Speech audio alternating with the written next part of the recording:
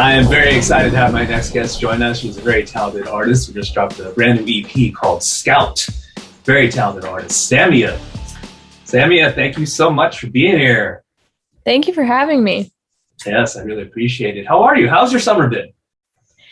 It's been really fun. I moved to Nashville in January, so I had obviously a lot of time off of touring, and I got to take this summer to do some outdoor stuff and swim a lot, and take advantage of the nature here and hang out with my friends. So I've been good. Was there a list of cities or small cities or places that you wanted to move to? What were the other cities? I had planned to move to Austin. I was ready to rent an apartment there, and I was making all the plans, and then I just thought about it, and I knew so many more people here, and I just really fell in love with this place. And there's such a great music community. I wanted to be somewhere where I could feel like I was getting work done and could be constantly inspired by my community. So well, it sounds like you're having a blast in Nashville, and it's also been conducive to work as you talked about. You released these songs and things. It's only 4 songs on this EP, which are fantastic. And from what I understand, this was kind of a last minute type of thing, so to speak. It wasn't something that you had on the books, like, okay, album, then EP. It was kind of like, hey, let's have you make an EP. And you're like, oh, okay. And yeah. Off the cuff. I mean, I hope so. Yeah. I was so immersed in my own drama and pain, and for so long before COVID, and there was just a lot of chaos that was birthed of my own, I was at I felt very responsible for the chaos in my life before COVID. And then it sort of hit me, how much was going on all around us and how tumultuous life was for everyone. And the effort to survive was so prevalent. And I just felt like dramatizing my own pain in that context was sort of silly and senseless. So I tried really hard to zoom out and reflect on my own life and just living in general and relationships, and what was truly meaningful to me, which I think everyone had to do during that time. So I tried to just think a lot about gratitude and taking stock of what I had, because it seemed so important to do that while everything was falling apart all around us all. When everything was going on in 2020, there were just so many different things going on, from the socio-political sense, the COVID sense, and people in isolation, the mental health. There were just all these various things that people, were highlighting and going through. So I was very eager to hear what type of music would come out of that period in time. And I think you've done it very well. Thank you. As you show up, are very much a representation of, I think, a lot of what I was feeling and what I know a lot of other people were feeling. With the very first track, you have a recording of what I think is your mom. Yeah. And was that something that was done at that moment, or was that just an old recording? Hey, Sammy, it's mom.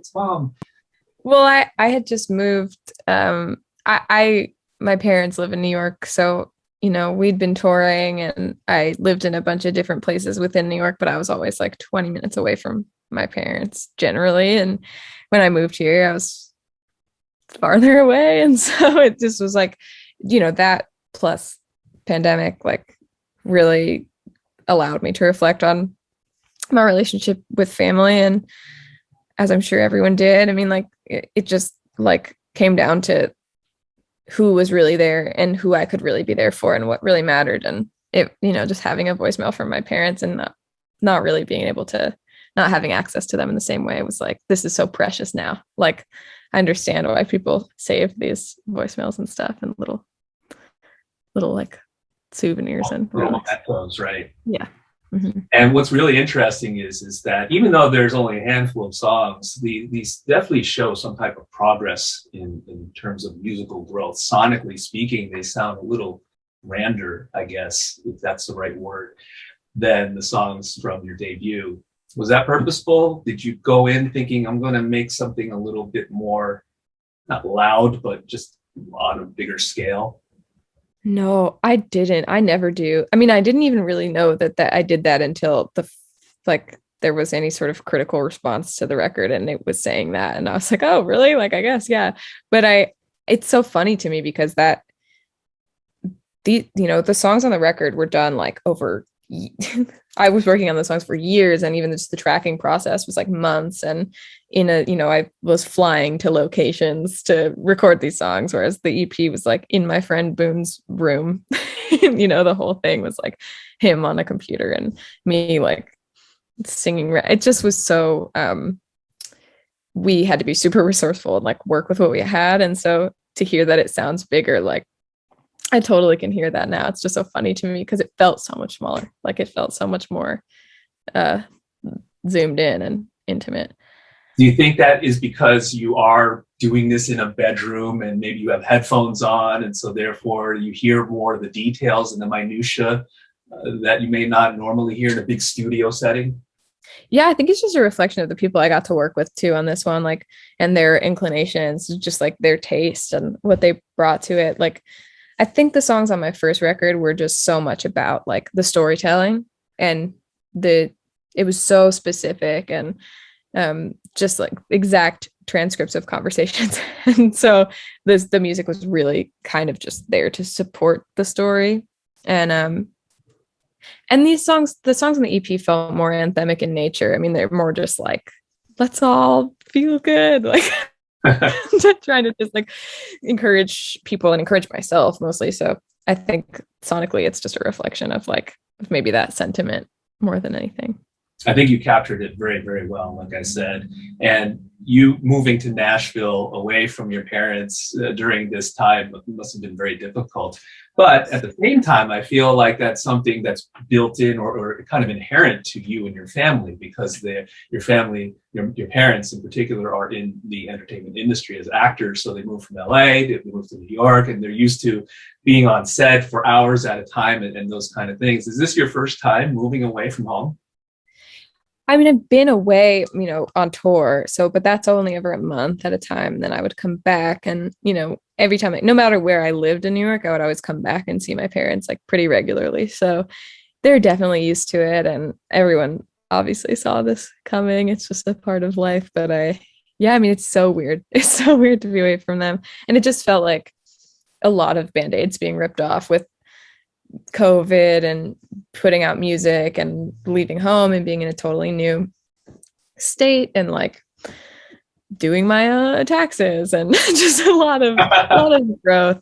Your own tax. That's how you know you're adulting well, is when you start doing your own taxes. Yeah, I mean, it's just there's a lot that goes into just having to figure your stuff out and moving out on your own. But it definitely was about time. I'm going to be 25 in December. So the other aspect is because you moved to various bigger cities, right? LA to New York.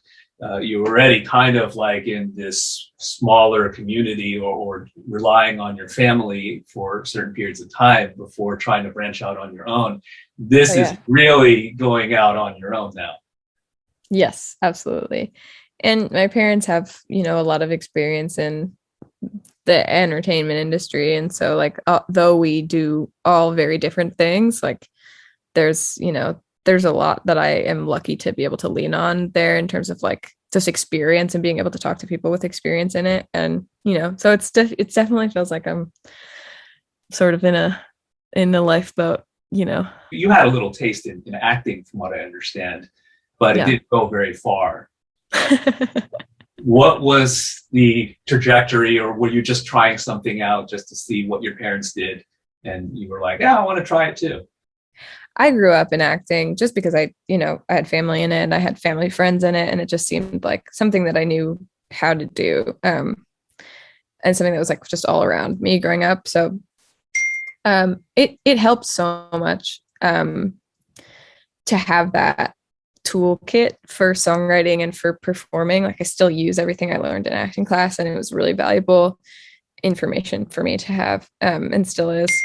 And I'm still somehow acting. I just did this movie that it all just seems to like, I have a hard time with the industry, just because I think a lot of it is image based, and that really freaks me out, which is like, there's a lot you could say about that within the music industry as well. But I think in indie music, I've just seen like a little bit less of it. And it's so much about like being vulnerable, and that's the currency, as opposed to like just being happy and excited to be there at all times. But I think I've been lucky enough to like find a way to still incorporate acting, without it being at the expense of like my emotional well-being. So that's good. Well, that's awesome. I can't wait to see these songs interpreted live. I have not had a chance to see you perform, obviously. So yeah, really looking forward to that and the new material. Really appreciate your time. I'm a big fan of your music. oh, thank you so much. Thank you for having me.